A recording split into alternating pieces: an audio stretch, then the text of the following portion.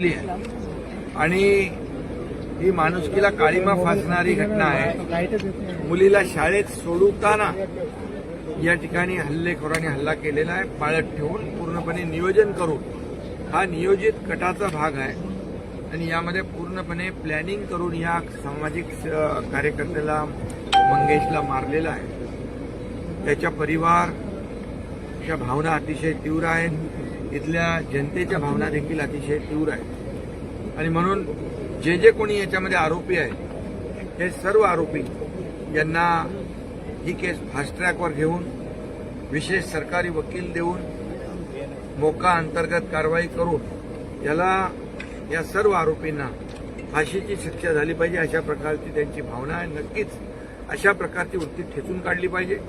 अशा प्रकारची वृत्ती समाज विघातक आहे आणि एखाद्याचा विजय झाल्यानंतर त्याला अशा प्रकारे ज्याला जनतेने निवडून दिलं आणि हे सुडाचं राजकारण जे करतायत ही याची पुनरावृत्ती पूर्ण होता कामा नये। यासाठी शासनाच्या माध्यमातून पोलिसांच्या माध्यमातून याला कठोर शासन झालं पाहिजे आणि कठोर शिक्षा झाली पाहिजे आणि त्यामुळे ही केस फास्ट ट्रॅकवर घेऊन अशा वृत्तीला फासावर लटकवणं हीच काळाची गरज आहे आणि म्हणून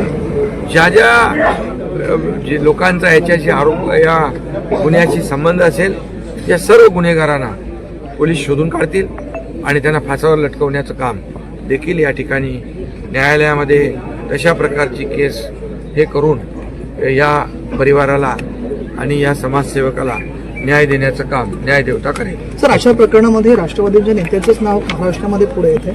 या ठिकाणी देखील जे कोणी असतील ही वृत्ती अतिशय समाजाला घातक आहे। निवडणुका आपण लढवतो लोकशाही मार्गाने, हार जीत होते, परंतु अशा प्रकारचं सुडाचं राजकारण करणं आणि एखाद्याचा जीव घेणं ही खरं म्हणजे समाजामध्ये एक अतिशय विकृत आणि समाजाला घातक अशा प्रकारची घटना आहे आणि म्हणून ज्या पद्धतीने निर्गुणपणे या समाजसेवकाचा खून केलेला आहे त्यांना कोणालाही सोडणार नाही।